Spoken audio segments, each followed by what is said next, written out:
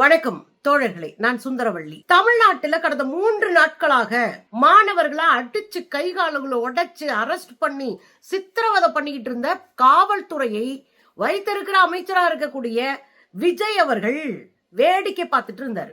இன்னைக்கு சரண்டர் ஆயிருக்காரு. எப்படி? இன்னைக்கு நடந்த அந்த ஸ்ட்ரைக் ஒட்டுமொத்த தமிழ்நாடு ஸ்தம்பிக்க வச்ச ஸ்ட்ரைக்கு விஜய மண்டியிட வச்சிருக்கு. இன்னொரு பக்கம் நாக்கப்படுங்கிற மாதிரி ஒரு அம்மா கேட்டிருக்காங்க, நான் பிள்ளைய இழந்துட்டு ரோட்ல நின்று கதறிட்டு இருக்கேன், எனக்கு உதவ வேண்டிய அரசு வேடிக்கை பார்க்கிறது, விசில் அடிச்சு சினிமா பார்த்துட்டு இருக்கீங்க அப்படின்னு மனவேதனையோடு பதிவு பண்ணிருக்காங்க.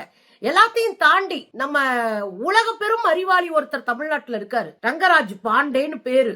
அவரு சில பல கேள்விகளை கேட்டிருக்காரு. வச்சு செய்வோம் தோழர்களே. என்ன நடக்குது தமிழ்நாட்டுல?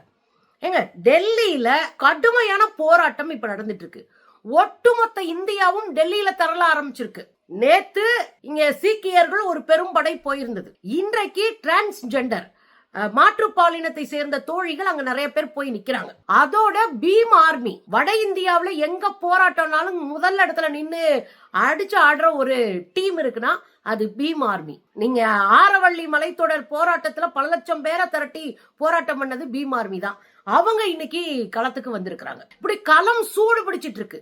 ஒட்டுமொத்த உலக நாடுகளினுடைய பார்வையிலும் இந்தியா இப்போது இருக்கு. 2வது, இந்திய மாணவர்களுக்காக உலக நாடுகள் முழுவதும் இருக்கிற மாணவர்கள் தங்களுடைய அன்பை சொல்லி இருக்கிறாங்க, தங்களுடைய ஆதரவை தெரிவிச்சிருக்கிறாங்க. இது ஒரு மிகப்பெரிய போராட்டமா வளர்ந்து நிற்கிறது. இதை எதிர்கொள்ள முடியாம ஒன்றிய அரசு தடுமாறிட்டு இருக்கு. இதுக்கு ஆதரவாக தமிழ்நாட்டுக்குள்ள நம்ம போராட்டம் நடத்திட்டு இருக்கோம். 3 நாட்களாக நம் பிள்ளைகள் தோழர்கள் போராட்டத்தை நடத்திட்டு இருக்கிறாங்க. இந்த போராட்டத்துல அந்த குழந்தைங்களை அடிச்சு சித்திரவதை பண்ணாங்க தமிழ்நாட்டு போலீஸ். முந்தா நாள் திருப்பூர்ல அடிச்சு ஒருத்தரை மயக்கம் போட வச்சு SFI தலைவரை ஹாஸ்பிட்டல்ல போய் அட்மிட் பண்ணாங்க. இந்த திருவெற்றியூர்னு ஒண்ணு இருக்குல்ல, ஒரு ஊர் இருக்குல்ல பக்கத்துல, வட சென்னைக்கு பக்கத்துல, அந்த ஊருக்குள்ள ஒரே ஒரு போலீஸ் ஆபீசர். அவர் தன்னை சிங்கம் சூர்யா மாதிரி நினைச்சுக்கிறாரு. வரட்டி பிள்ளைங்களை போட்டு டார்ச்சர் பண்றது. ரோட்ல யாரையும் நிக்க விட மாட்டாரு. ரோட்ல நின்னாலே அரெஸ்ட். 5 பேர் சேர்ந்து நின்னா அரெஸ்ட் பண்ணுவேன். யாரு? தமிழ்நாடு போலீஸ். நீங்க என்ன 144 தடை உத்தரவு போட்டிருக்கீங்களா? மாணவர்களை பார்த்து இந்த அரசு அஞ்சுகிறதா? போராட்டத்தை பார்த்தாலே பயம் வருதா? எதுக்காக 144 உத்தரவு போட்ட மாதிரி 4 இளைஞர்கள் சேர்ந்து நிக்க கூடாது அப்படின்னு காவல்துறையை வச்சு மிரட்டுறீங்க? அப்ப இதுக்கு பின்னாடி இருக்கிற அரசியல் என்ன? உங்களுக்கு போராட்டத்தை எதிர்கொள்வதற்கான திராணி இல்ல, அதுக்காக மாணவர்களை நீங்க ஒடுக்குறீங்க. இதுல என்ன தெரியுமா கூடுதலா நடந்திருக்கு? ரோட்ல பசங்க நின்று பேசிட்டு இருக்கிறாங்க. அங்க போய் நின்று ஏறு, வண்டியில ஏறு, இல்லைன்னா நான் ரிமாண்ட் பண்ணிடுவேன், நான் உங்களை கைது பண்ணிடுவேன். ரோட்ல பொதுமக்கள் ஒருத்தர் போயிட்டு இருக்காரு, அவரை பிடிச்சி உள்ள ஏத்துறாங்க. இன்னங்க ஆச்சு தமிழ்நாட்டுக்கு? தமிழ்நாடு போராடி போராடி போராடி தன் உரிமைகளை பெற்ற ஒரு மாநிலம். இன்னைக்கு வடக்க போராடிட்டு இருக்கிறாங்க. ஆனா இன்னைக்கு தமிழ்நாட்டுக்குள்ள போராட விடாம நடிகர்களை நம்பி நாட்டை கொடுத்தா இதான் நிலமன்னு காட்டிட்டு இருக்காரு விஜய். பாருங்களேன்.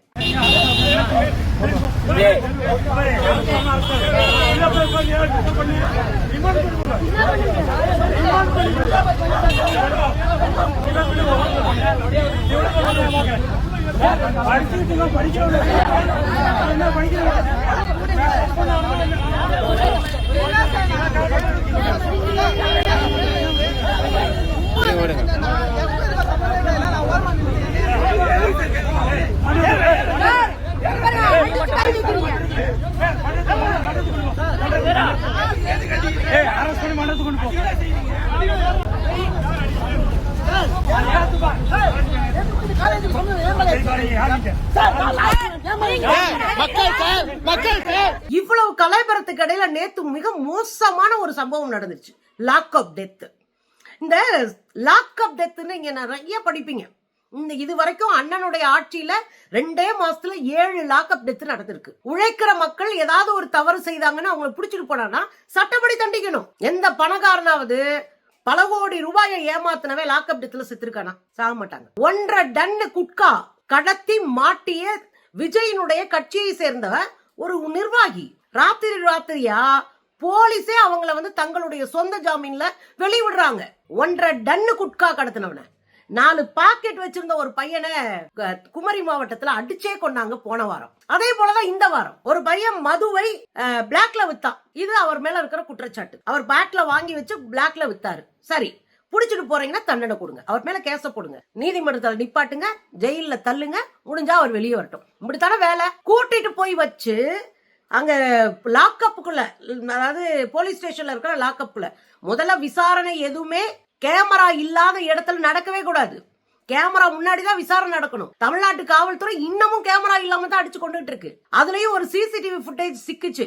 அதுல பாத்தீங்கன்னா அந்த லாக்அப்ல அந்த பையன் அடி வாங்கிட்டு அப்படியே நின்ன இடத்துல இருந்து மயங்கி விழுந்துட்டாரு. அவரு மது கடத்தினாரு, அது பிளாக்ல மது வித்தாருன்னா அதுக்கான தண்டனை கொடுக்கணும். அடிச்சே கொண்டிருக்காங்க. நேத்து இன்னைக்கு காலையில தான் போஸ்ட்மார்ட்டம் முடிஞ்சிருக்கு. இன்னைக்கு தான் பாடி வாங்கியிருக்காங்க. 26 வயசு பையன், அருணாச்சலம்னு பேரு. அவங்க அம்மா கதறி அழுகுறாங்க. அவங்க ஒரு கேள்வியை விஜய் கிட்ட கேக்குறாங்க, மிஸ்டர் விஜய், எங்க வீட்டுல இப்படி ஒரு இளவு நடந்து போச்சு, நாங்கெல்லாம் கதறிக்கிட்டு இருக்கோம், லாக்அப் டெத் நடந்திருக்கு, போலீஸ் துறை முதலமைச்சர் கண்ட்ரோல்ல இருக்கிற ஒரு துறை, முதலமைச்சருடைய ரோல் என்ன? அன்னைக்கு எவ்வளவு கிண்டலும் கேலியும் பண்ணீங்க. அஜித்குமார் என்கிற தம்பி காவல்துறையால் படுகொலை செய்யப்பட்ட போது நாங்க கண்டிச்சோம். முதலமைச்சர் மன்னிப்பு கேட்டாரு, உடனடியா இறங்கி அவ்வளவு வேலையும் பார்த்தாங்க, சிபிஐக்கு வழக்கு ஒப்படைச்சாங்க. ஆனா நீங்க என்ன பண்ணிட்டு இருக்கீங்க? சினிமா தியேட்டர்ல உட்கார்ந்து விசில் அடிச்சிட்டு இருக்கீங்க, சினிமா தியேட்டர்ல உட்கார்ந்து கொண்டாடிக்கிட்டு இருக்கீங்க. படிச்ச இளைஞர்களை எல்லாம் வெறும் ரசிகர் கும்பலா வச்சு அதுல அதிகாரத்துல நீங்க உட்கார்ந்து இருக்கீங்க ஸ்ட்ராங்கா. இது அந்த அம்மா கேள்வி கேட்கறாங்க பாருங்க. பண்ணிட்டு ஜாலியா படம் பார்த்துக்கிட்டு இருக்காங்க தியேட்டர்ல உட்காந்து. அவங்களுக்கு மனசாட்சி இல்லையா? இவ்வளவு அழகா உட்காந்து கை தட்டி விசில் அடிச்சு அந்த விசில் சின்னத்துக்கு போட்ட விசில வச்சு அவங்க நல்ல அழகா படம் பார்த்துக்கிட்டு இருக்காங்க, விசில் அடிச்சு படம் பார்த்துக்கிட்டு இருக்காங்க. இதே அவங்க பொண்டாட்டி பிள்ளை செத்திருந்தாக்கி இவங்க இப்படி விசில் அடிச்சு தியேட்டருக்குள்ள உட்காந்து இந்த அமைச்சரு படம் பார்த்துக்கிட்டு இருப்பாரா? இந்த எல்லா பிரச்சனைக்கும் ஒரு அறிவாளி வந்து பஞ்சாயத்து பண்ண வருவாருன்னா தமிழ்நாட்டுல ரங்கராஜ் பாண்டே எல்லாம் தெரிஞ்சவர் மாதிரி வந்து நிப்பாரு. பெரியார் திரும்ப திரும்ப சொல்லுவாரு, பார்ப்பான் படிச்சவனா இருக்கலாம், ஆனா அறிவாளியா இருக்க வேண்டிய அவசியம் இல்ல, அதனால நீ அவனை பார்த்து பயந்து இருக்காத அப்படின்னு. நான் ரங்கராஜ் பாண்டே அவர்களை பார்த்து கேக்குறேன், இவ்வளோ பெரிய போராட்டத்தை அவ்வளவு எளிமையா போற போக்குல லெப்ட்ல டீல் பண்றாரு. அதுல அவர் கேக்குறாரு, அவர் பேசும்போது சொல்றாரு இன்டர்வியூல, பாருங்க போலீஸ்காரங்களை அடிச்சுட்டாங்க, யூனிஃபார்ம்ல இருந்தவங்களை அடிச்சுட்டாங்க, அது எப்படி அப்படின்னு ரத்தம் கொதிக்க கொதிக்க கேள்வி கேட்டாரு. நான் சார் அவங்களை பார்த்து நான் கேக்குறேன், யூனிஃபார்ம்ல இருந்தவங்களுக்கு யார் ரைட்ஸ் கொடுத்தா? இந்திய பிரஜைகள் மீது, இந்திய நாட்டினுடைய மக்கள் மீது கை வைக்கலாம், அடிக்கலாம், எல்லா வேலையும் பார்க்கலாம்னு யார் ரைட்ஸ் கொடுத்தா? ஒரு போராட்டத்தை தடுக்கணும்னா அரசு இறங்கி வந்து பேசணும். ஆயுதங்களோடு படைகளை திரட்டி வந்து மிரட்டலாம்னா ஒருபோதும் ஜனநாயகத்துல மக்கள் மிரள மாட்டாங்க, எடுத்து கேள்வி கேட்பாங்க. ஆனா நீங்க சின்ன பசங்க ஒரு ஓரமா ஜந்தர் மந்தர்னு ஒரு திடல்ல உட்கார்ந்து இருக்கான். அவர் ரோட்டை மறிச்சு உட்காரல, ரோட்டை மறிச்சாலும் தப்பு இல்ல.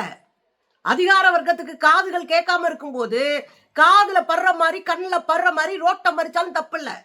அது ஒரு போராட்டம், ஜனநாயக உரிமை. அது அங்க ஜந்தர் மந்தர்ல உட்கார்ந்து இருக்கிற சின்ன பசங்களை போய் அடிச்சு வெளுத்து இன்னைக்கு உலக பிரச்சனையா மாத்தினது மோடி. ஒரு பிரச்சனையை நிர்வாகத்திறனோடு கையாள தெரியல அவருக்கு, அதனாலதான் இவ்வளவு பெரிய பிரச்சனையா மாறுச்சு. அத கேட்டாரே, போலீஸ தூக்கிட்டு நீங்க பாருங்க என்ன நடக்குதுன்னு.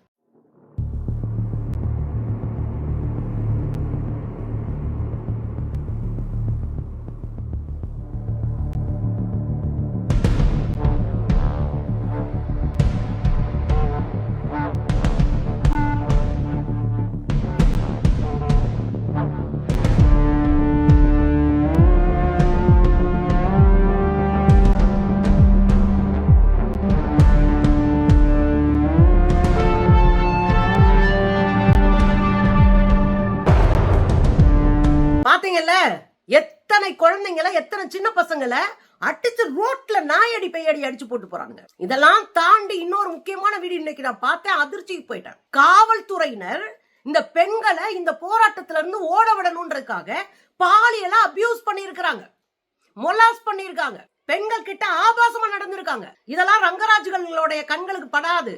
RSS பாஜக சங்க பரிவார் கும்பலுக்கோ தாவேகா கும்பலுக்கோ இது கண்ணில் படாது. ஏன்னா அவங்களுக்கு அரசியலுக்கு ஸ்பெல்லிங் தெரியாது. ஒரு பாப்பா வந்து அழுகுறா, என்ன மொலாஸ் பண்றாங்க, என் மார்பை புடிச்சு இழுத்துட்டா இந்த போலீஸ்னு. பாருங்க.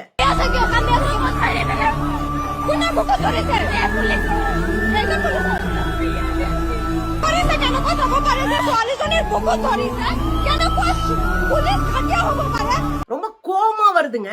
குழந்தைங்க போராட வந்து நிக்கிறாங்க, அவங்க உரிமைக்காக, கல்வி உரிமைக்காக போராடுறாங்க. குறைஞ்சபட்சம் உங்களுக்கு நேர்மையா அவங்களுக்கு எந்த பதிலும் சொல்ல முடியலன்னா வேடிக்கை பாருங்க, அவங்களுக்கான நீதி அவங்க வாங்கிக்குவாங்க. இதுல பஞ்சாயத்துக்கு வந்து நிக்கிறாரு ரங்கராசு பாண்டே. காவலர்களை பத்தி கொஞ்சமாவது தெரிய வேண்டாமா?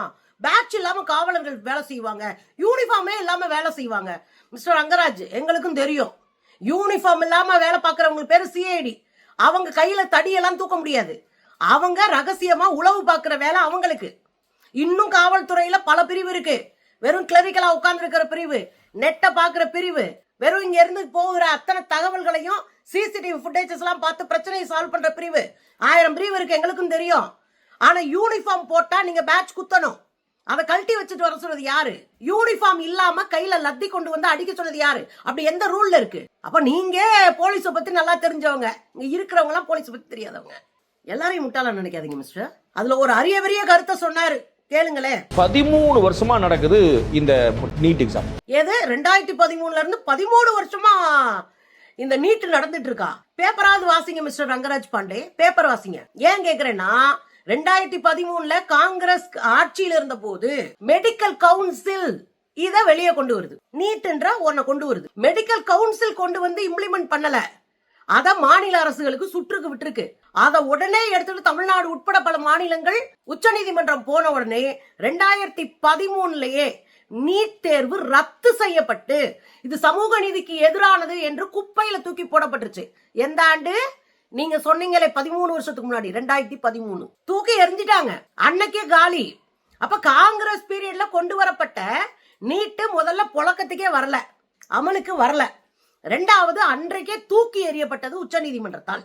இது முடிஞ்சா 2014ல யார் ஆட்சி வந்தா? நம்ம ஐயா 56 இன்ச்சு மோடி வந்தாரு. வந்தோடனே என்ன பண்ணாங்க? உச்ச நீதிமன்றத்தில் இந்த தீர்ப்பை திரும்ப பெற வச்சாங்க. பல தனியார் பள்ளிகளை கேஸ் போட வச்சாங்க. அதோட சேர்ந்த RSS பயிற்சி நிறுவனமான சங்கல்ப கொண்டு போய் நிறுத்தினாங்க. நிறுத்தி இந்த கேஸ வாதாடி இந்த கேஸுக்கு தீர்ப்பு வர வச்சு எல்லா வேலையும் கொண்டு வந்தது யார்? RSS, பாஜக, சங்க பரிவார் கும்பல். இத நேரா எடுத்துட்டு போறாங்க எங்க? பார்லிமெண்ட். பார்லிமெண்ட்ல போய் தனக்கு இருக்கிற பெரும்பான்மை அதிகாரத்தை கொண்டு அதை சட்டமாக்குனாங்க. யாரு? RSS, பாஜக, சங்க பரிவார் கும்பல். அப்ப நீட்டை சட்டமாக்கியது பிஜேபி. நீட்டை இம்ப்ளிமெண்ட்டுக்கு 2017 வருது தமிழ்நாட்டுல. 2016ல இருந்து ஆரம்பிச்சிட்டாங்க. 2017 தமிழ்நாட்டுக்கு வருது. 2017ல இருந்தா இந்த பிரச்சனையா ஓடிக்கிட்டு இருக்கு. முதல்ல இதவா தெரிஞ்சுக்கோங்க மிஸ்டர் ரங்கராஜ் பாண்டே. நேபாளம் ஸ்ரீலங்காவுல நடந்தது போல இந்தியாவை சதைக்கிறதுக்கு அமெரிக்கா வந்து ஊடுருவிச்சான். அமெரிக்கா வந்து இங்க வந்து மாணவர்களை துரத்தி விடுறாங்களாம். 13 வருஷமா எங்க போனீங்க? 13 வருஷத்துக்கு முன்னாடி அவன் ஸ்கூல் போயிருப்பான். ஏன்னா அந்த பையங்களாம் மாஸ்டர் டிகிரி படிச்சுட்டு இருக்கிற குழந்தைங்க 13 வருஷத்துக்கு முன்னாடி அதுங்க ஸ்கூலுக்கு போயிட்டு. நீங்க எங்க இருந்தீங்க? வரலாறு படிங்க மிஸ்டர் ரங்கராஜ் பாண்டே. இப்பதான் அவங்க மாஸ்டர் டிகிரி முடிச்சுட்டு அமெரிக்கால இருந்து அந்த பையன் வந்தான். அமெரிக்காவில படிக்கிறதுனாலே உங்களுக்கு குற்றவாளியா தெரிறாங்கன்னா உங்க பார்வையை மாத்திக்கங்க. மாணவர்களினுடைய இந்த போராட்டம் மக்கள் போராட்டமா மாறி இருக்கு. இதுல நடந்த பொய்ய மறைக்கிறதுக்கு அமெரிக்கா சதி பண்ணுது, அண்டார்டிகா சதி பண்ணுது. விடுங்க, அங்கெல்லாம் அவ்வளவு மக்கு கிடையாது. ஏன்னா இந்த போராட்டத்துக்கான விதையும் நெருப்பும் தமிழ்நாட்டுல இருந்து போனது. அதனால எங்களுக்கு வந்து பாடம் சொல்லாதீங்க. அப்புறம் சொல்ல மறந்துட்டேனே ஒரு செய்தி. விஜய் வந்து மண்டிட்டாருன்னு ஒரு விஷயம் சொன்னனே, அது ஏன்னு கேக்குறீங்களா? ஒட்டுமொத்தமா இன்றைக்கு SFI தமிழ்நாடு முழுவதும் இருக்கிற கல்லூரிகள்ல போராட்டத்தை அனௌன்ஸ் பண்ணி நடத்தினாங்க. ரோட்ல நடத்த முடியாது, வெளியே நடத்த முடியாது. எங்க நடத்தினாலும் குழந்தைங்களை அடிச்சு தூக்கி உள்ள வச்சுக்கிட்டு இருந்தாங்க. அதை மாத்தணும்னு வளாகத்துக்குள்ள போராட்டம் நடத்தணும்னு இன்னைக்கு டிக்ளேர் பண்ணாங்க. கடைசியா என்ன நடந்துச்சு தெரியுங்களா? தமிழ்நாடு முழுக்க இருக்கிற எல்லா கல்லூரிகளையும், இங்க கும்பகோணம், சென்னை, அங்க மதுரை, திண்டுக்கல் எல்லா பகுதியில இருக்கிற பிள்ளைங்க, இங்க இருக்கிற சென்னையில இருக்கக்கூடிய லயோலா கல்லூரிக்குள்ள ஆயிரக்கணக்கான மாணவர்கள் இப்ப உட்காந்து போராட்டம் நடத்திட்டு இருக்காங்க. மிரண்டு போயிட்டாரு விஜய். என்னடா இது, ரோட்ல விட்டா ரோட்லயும் உட்கார விட மாட்டேன்னு அடிச்சு பரட்டினா இந்த பசங்க உள்ள உட்காந்து போராட ஆரம்பிச்சிட்டாங்கன்னு. கடைசியில் இன்னைக்கு இறங்கி வந்து என்ன சொல்லியிருக்காரு? எப்பா, போராடக்கூடிய எல்லா இடத்தையும் நாங்க ஒதுக்கி தர்றோம், அந்த இடத்துல உட்காந்து போராடுங்க. இப்படி கல்லூரி முழுக்க உட்காந்து போராடாதீங்க, ரோடு முழுக்க உட்காந்து போராடாதீங்கன்னு சரண்டர் ஆயிருக்காரு விஜய். இன்னைக்கு தான் ராஜரத்னம் ஸ்டேடியம் பக்கத்துல சென்னையில நீங்க போராடிக்கலாம் அப்படின்னு போலீஸ் விட்டுருக்கு. அப்ப அடிப்பார், அடிச்சாதான் அம்மி நகரும் நம்ம ஊர்ல பழமொழி உண்டு. ஞாபகம் வச்சுக்கோங்க. போராட்டம் என்பது கெஞ்சி பிச்சை எடுப்பது இல்ல. போராட்டம் என்பது அதிகாரத்துக்கு எதிராக கரம் உயர்த்தி நிற்பது. எல்லாரும் சேர்ந்து நின்னா அதிகாரம் சரணடையும். விஜய் மண்டிட்ட மாதிரி.